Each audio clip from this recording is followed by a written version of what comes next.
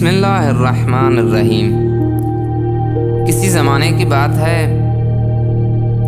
کہ حاتم طائی جو ایک مشہور سخی ہیں، ایک مشہور سخی انسان تھے، حاتم طائی نے ایک مرتبہ اس کا کسی جگہ سے گزر ہوا۔ کسی نے حاتم طائی سے سوال کیا کہ آپ نے دنیا میں کسی کو اپنے آپ سے زیادہ سخی پایا؟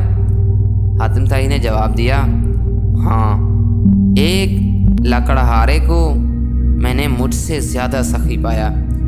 ایک بار میں نے اپنے مہمانوں کے لیے 40 اونٹ ذبح کیے۔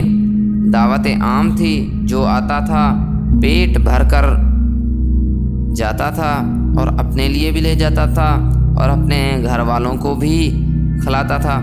اس دن میں نے کسی ضرورت سے جنگل کی طرف گیا تو وہاں ایک لکڑہارے کو دیکھا جو خشک لکڑیاں اکٹھی کر رہا تھا۔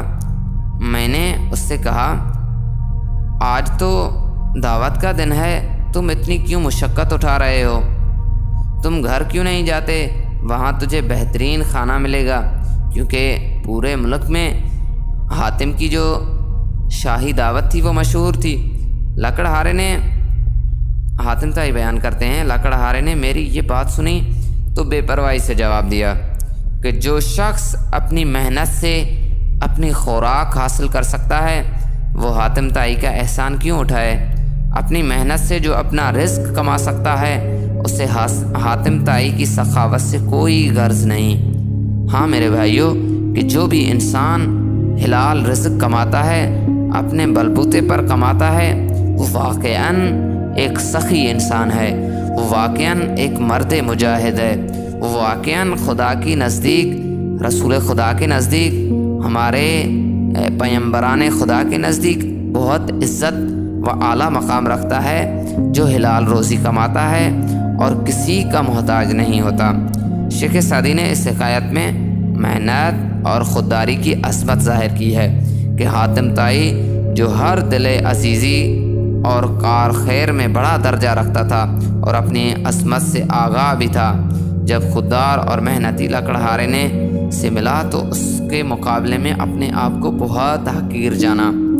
میرے بھائیوں، کبھی بھی اپنا ویلیو مت گرائیں۔ آپ کسی بھی مقام پر جائیں، خود کو کسی کا محتاج نہ گردانیں۔ جہاں تک ہو سکے اپنے امور، اپنے کام خود کریں۔ جتنا ہو سکے کسی کے آگے ہاتھ مت پھیلائیں، کیونکہ جب بھی آپ کسی سے کوئی چیز مانگیں گے تو آپ اس کے غلام بن جائیں گے۔ والسلام۔